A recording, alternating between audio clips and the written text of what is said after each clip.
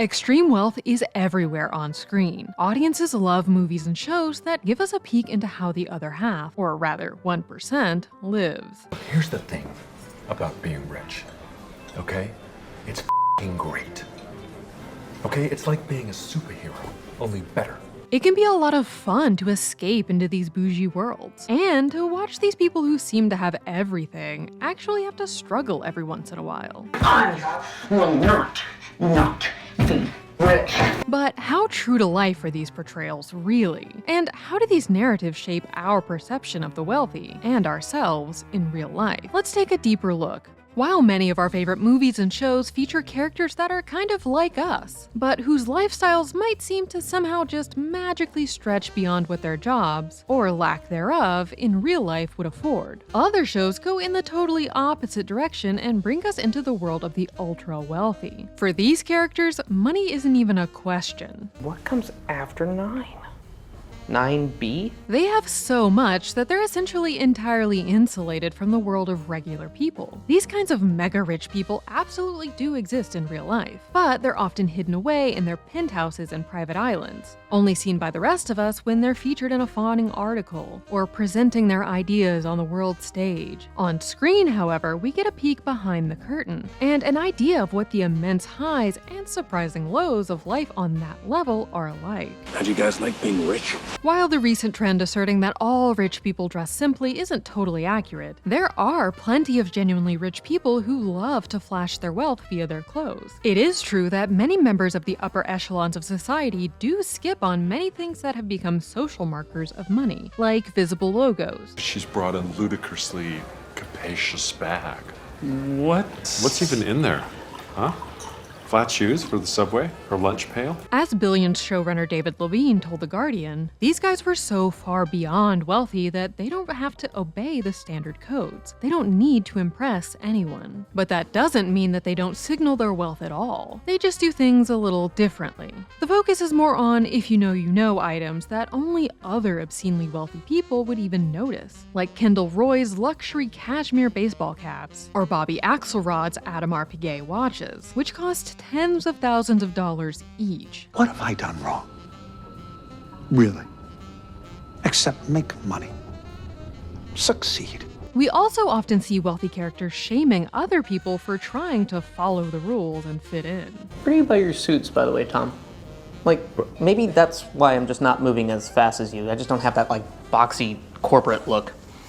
Right? While Monica's huge New York City apartment on Friends might have felt like a pipe dream for most of us, it would have just amounted to a room in one of these elite characters' many homes. It's my house and I live here. Right there. Real estate, from palatial apartments to, well, actual palaces, isn't just about having a place to live in every major city in the world. It makes up a very important part of every wealthy person's investment portfolio. While many people are struggling with the reality that they might never be able to afford to buy a home, the elite often have multiple residences across the globe, and none of them are cheap. I will be looking for between 60 and 70 millions. Okay. Wow. Yeah. So like 63 or... Done? While Logan Roy's Fifth Avenue mansion doesn't really exist, it's not an unheard of sum for that area of Manhattan. Highclere Castle, which served as the home of the Crawley family in Downton Abbey, was reportedly valued at £72 million and cost over £1 million per year just to upkeep. And of course, the mega-rich wouldn't be caught dead hopping on a regular flight with the rest of us normies, so they also need a chauffeur and a private jet, or sometimes an entire fleet, to flit them from destination to destination. Forbes estimates that the Roy family owns around $50 million in helicopters and planes alone. While peering into these elite lives can be incredibly entertaining, they can also be kind of hard to relate to on a personal level. So, shows and movies often provide a comparatively less well-off audience surrogate to help guide us into this world. Everybody, this is Craig, by the way. Cousin Craig. When creating a story about a difficult to understand or detached from reality world, inserting an audience proxy character who is also experiencing everything for the first time, and thus needs everything explained to them, can be a great way to help the audience find its footing. So a totem You need a small object, potentially heavy, something you can have on you all the time that no one else knows. In stories about the ultra-elite, these are usually significantly less wealthy characters who, for one reason or another, are thrust into this world of money. It could be as simple as falling in love, or trying to make ends meet, or getting sent to a new school. The immense wealth in these circles is just as confounding, and sometimes off-putting, to these characters as it can be to us. They help keep these stories tethered to our own reality, and help remind us just how ridiculous the lives of these people can be. While some of these audience surrogates might be in it for love or because of circumstance, many are making bank. Even just being near wealth at that level can provide a huge opportunity for personal gain. Working as an executive assistant for a high net worth individual will probably mean giving up all of your free time and possibly your sanity, but it could also see you raking in well over $100,000 per year. Just Jordan on Kendall's phone. Executive assistants are invaluable for wealthy people because they're the ones that do all of the work to keep the rich person's life in order. Setting up meetings, making calls, finding reservations, resolving problems. I want you to stay close, because I might need you. But just lay low. If you can put up with the intense stress and often poor treatment, you could be on your own way to a bit of wealth, though you might not ever really have time to spend it. Most audience proxies also have to operate with the fear that the rug could be pulled out from under them at any moment, and they could lose access to that money supply at any time, either by their own choice because they're finally done, or because they're getting cut off. We're calling her a taxi to the subway so that she can go home to her little apartment. The concept that money is power certainly isn't new, but it can be a little surprising just how much large-scale wealth can completely change your connection to everyone and everything around you. See, money doesn't just buy you a better life, better food, better cars. It also makes you a better person. Being essentially totally separated from the rest of the world, thanks to their private transportation and restaurants and yachts and estates, can completely shift one's conception of other people, not just so that you see them as beneath you, but to the point that you stop even recognizing them as real human beings. No real person involved. This can, of course, lead to some pretty heinous behavior. There's the large-scale havoc they wreak on the world just to keep their wealth, from destroying the environment to swaying elections, but there's also the smaller-scale interpersonal deviousness. I latch on to somebody, and then I use my money to control them. It's not healthy for me. This desire for control is what drives so many ultra-wealthy characters. They know that the only way to secure more power is to get more money, and they're willing to do whatever it takes to make that happen. This desire for dominance, combined with a complete lack of consequences for their actions, leads to a weird conundrum where the wealthy are totally blasé about major things that should be earth-shattering. Who hasn't clipped the odd kid with a Porsche, am I right? I mean, it's like a rite of passage. I've killed a kid too. Big deal. Shiv, you've killed a kid, right? Yeah. While completely losing it over the most random minutia. The butter is too cold! The butter's all Oh, you're watching your There's dinner rolls ripping out there as we speak! In the same vein, these movies and shows also often show us the great lengths less well-off characters will go to stay within the circle of wealth. On Succession, Cousin Greg starts out as a pretty regular guy being pushed by his mom into asking for a job in the family business, and is at first pretty afraid of how dark things can get. But he pretty quickly seems to decide that putting up with the insanity is worth it for the reward. He absorbs some of the Roy family's worst characteristics. So yeah, that's how I'm trying to sue Greenpeace. And eventually decides he's willing to do whatever it takes to never leave this world of wealth he's stumbled his way into. Do you want a deal with the devil? What am I gonna do with a soul anyways? Souls are boring. While wealthy characters might try very deliberately to separate themselves from regular people, there is always a part of them that wants to believe that they're normal, that they could fit in and be a regular person if they wanted to. Are they playing from the approved playlist in the main room?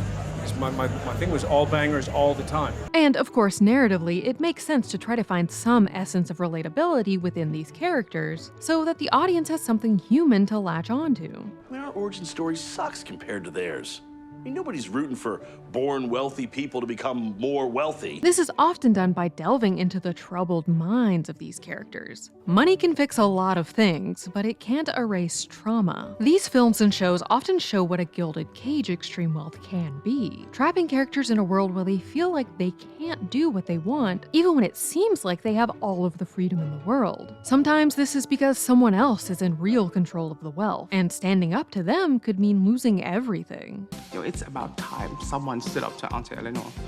Well, you, not me. Oh God, she can't know I was ever here. Or it could be the darkness of one's past, and the terrible choices made to escape it via wealth coming back to haunt them. Sometimes this can feel a little like just Nepo baby problems. Do you want to call your dad? Do I want to call my dad? No, I don't want to call my dad. Do you want to call your dad? But shows like Succession work to unpack how destructive it can be to one's psyche to grow up under the looming threat of one of the most powerful people in the world. What have you had your entire life that I didn't give you? Logan Roy's children certainly admire him, but they also fear him. Their entire lives are based around trying to suss out what would make him the most proud and the least angry. Even after he dies, they can't stop second-guessing their decisions and acting like he's just waiting in the wings to come out and berate them for their choices and then clean up their mess. We also see how other interpersonal relationships can be negatively affected by the power of money in shows like The White Lotus and Big Little Lies. When it seems like everyone around you is willing to lie, cheat, and bully their way to whatever they want, it can be hard to really trust anyone. I know you did something. I didn't. You're lying. In addition to dealing with their personal trauma, there is one other thing wealthy characters have to worry about: losing their money. When money is not only the source of your social power, but your entire lifestyle and sense of self, losing that money becomes the #1 fear. I will be rich again. I will rise up. I will buy a fucking polar bear for every kid in this school. These characters aren't even afraid of being broke. They're worried about just being less rich. Once you become accustomed to a certain lifestyle, it can feel like it would be impossible to live on any less. 5's a nightmare. Is it? Oh, yeah. Can't retire. Not worth it to work. Oh, yes. 5 will drive you un poco loco, my fine feathered friend. So we often see characters willing to screw over friends and family, and even implode their own lives in their quest to hold on to their great riches. Media also loves to analyze what happens when they fail, when they try everything to keep their money and it doesn't work out, through satire. In shows like Arrested Development and Schitt's Creek, we get to watch formerly rich characters having to come to terms with the reality of normal life. I mean, it's one banana, Michael. What could it cost? $10?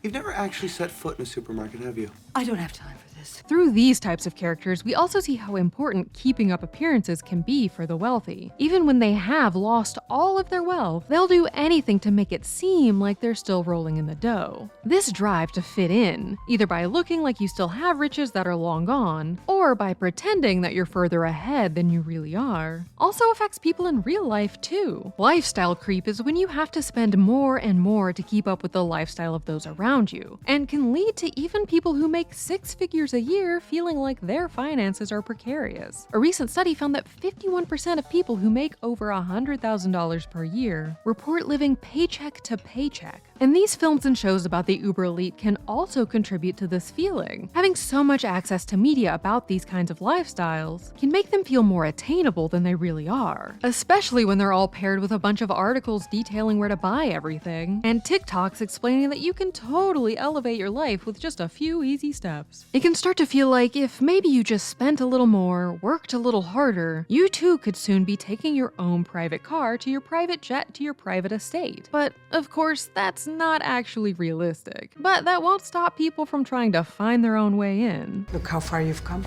Yeah. Well, look at us both, right? At the end of the day, it's just important to make sure that these kinds of stories don't untether you from the real world and the reality of your finances. They're fun to watch, but they shouldn't make you feel bad or like you're less than for not having the same kind of money. Stories about the ultra-elite are the ultimate escapism. Their lifestyles are often beyond what we could even imagine, and the safety net that their money provides makes their problems perfect for easy drama. The feeling of high stakes, but where nothing's ever really too dire, while we might have to behave and act like adults in our lives. These wealthy characters get to speak their minds and do pretty much whatever they want. This just doesn't work for me. So, you and God bless. Little Lord Leroy has left the call. It's just important that we remember that this is all for entertainment, and we shouldn't try to bend our own lives to try to fit into these molds. While the power that money provides certainly has an allure, as these stories often show, it can also have a dark side. So instead of striving to join the ranks of these chosen few, we should probably instead focus on building a world where everyone can feel safe and secure without having to figuratively or literally sell their souls, and keep our enjoyment of the detached uber wealthy to fiction. Greg, this is not Charles Dickens' world, okay? You don't go around talking about principles. We're all trying to do the right thing, of course we are. But come on, man. Man the f*** up. That's the take. Click here to watch the video we think you'll love, or here to check out a whole playlist of awesome content. Don't forget to subscribe and turn on notifications. And make sure to subscribe to our Patreon for exclusive new videos.